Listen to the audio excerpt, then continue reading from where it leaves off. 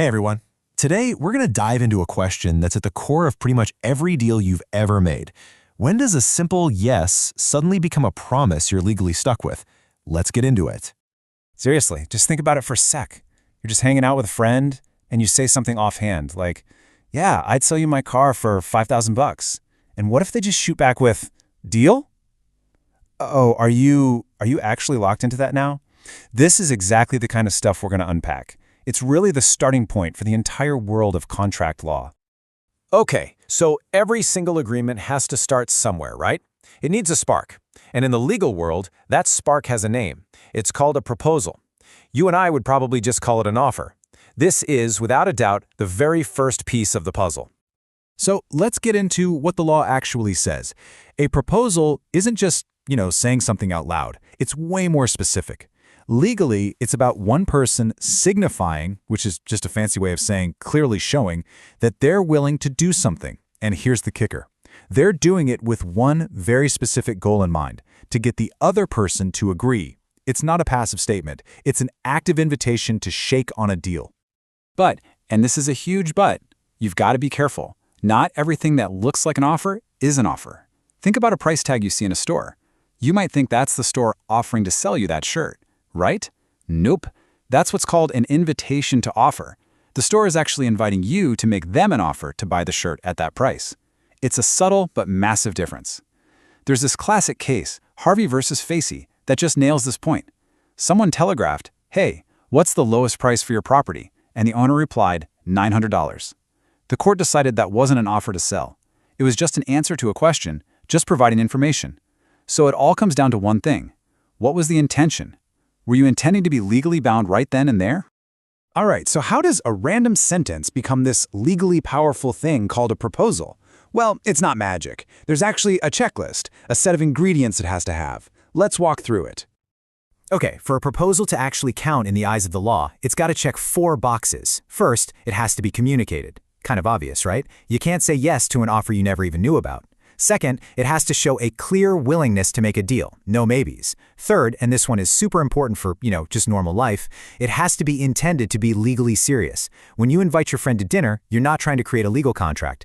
And last but not least, the terms have to be definite. A vague promise like, "I'll sell you some of my stuff," just won't cut it. What stuff? How much? It's not enforceable. That first point about communication, there's a perfect story for it. It comes from this old but famous case, Lalman Shukla versus Gari Dutt. So, here's what happened. A guy's nephew goes missing, and he sends his servant to go find him. After the servant is already out searching, the master says, "Hey, I'll give a reward to anyone who finds him." Well, the servant finds the boy, brings him back, and then later finds out about the reward. He tries to claim it, but the court said no. Why? Because he didn't know about the offer when he performed the act. So the takeaway is crystal clear. You can't accept something you don't know exists. Knowledge is absolutely key. Okay, so let's say we have a valid proposal. It's been communicated, it's clear, it's serious, the offer is officially on the table.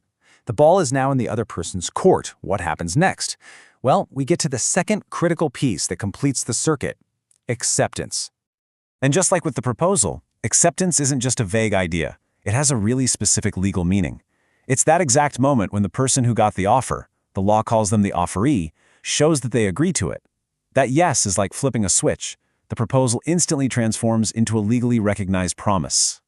Now, listen up, because this is probably one of the most important rules in this whole area. Your acceptance has to be an absolute, no-strings-attached yes. The best way to think about it is the mirror image rule. Your acceptance has to perfectly reflect the offer. If you change anything at all, even something small like the price or the date, you haven't actually accepted. What you've done is something completely different. You've rejected the original offer and made a brand new one. And that's called a counteroffer. And man, the classic case for this is Hyde v. Wrench. It's a perfect example. So a guy offers to sell his farm for £1,000. The potential buyer comes back and says, "I'll give you $950 for it." The seller says no. So then the buyer thinks, "Okay, fine, you win," and says, "All right, I'll take it for the original £1,000. But guess what? It was too late. The court said that his counteroffer of £950 didn't just modify the original offer, it completely destroyed it. Poof, gone. It simply wasn't on the table anymore. So you're getting the picture, right? Just like the proposal, your yes has to follow its own set of rules to be legit. You can't just say it any old way. So let's look at the acceptance checklist. All right, here are the must-haves. Number 1, like we just said, it's got to be absolute. The mirror image rule, no changes. Number 2, you have to actually tell the person who made the offer. You can't just decide in your head.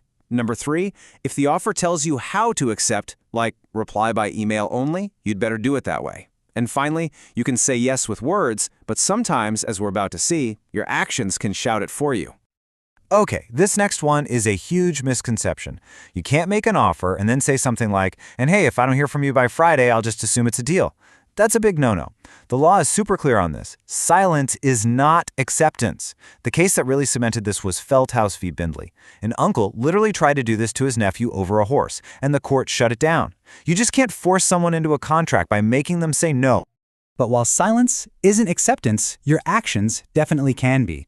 This brings us to one of the most famous cases of all time, Carlyle versus the Carbolic Smokeball Company. Get this, the company put out an ad offering a reward to anyone who used their smoke ball and still caught the flu.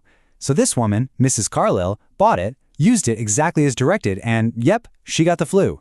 When she went to claim her reward, the company's defense was, well, you never formally told us you were accepting our offer. The court basically laughed that out. They said her acceptance was using the smoke ball. Her actions spoke way louder than any words could have. All right, so we've looked at the two main characters in our story, the proposal and the acceptance.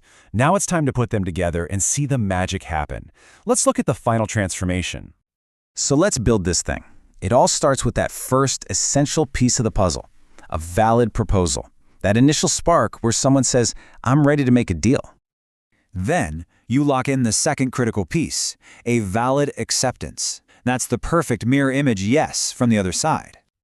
And when you snap those two pieces together, what do you get? You get a binding promise. That, my friends, is the bedrock of a contract.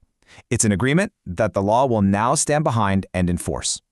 So, why did we go through all of this? Look, this isn't just some boring stuff for a law school exam. This is real life. If you're a freelancer sending a client a quote, if you're bidding on something online, or even just selling your old bike on Facebook Marketplace, you are living this stuff. Knowing these rules, this sort of invisible rulebook for agreements, is what protects you. It's what tells you the exact moment a friendly chat turns into a real, solid commitment. So I'll just leave you with this one question to think about. From the moment you bought your morning coffee to that time you clicked I agree on a new app without reading, how many contracts, how many binding promises have you already made today without even thinking about it?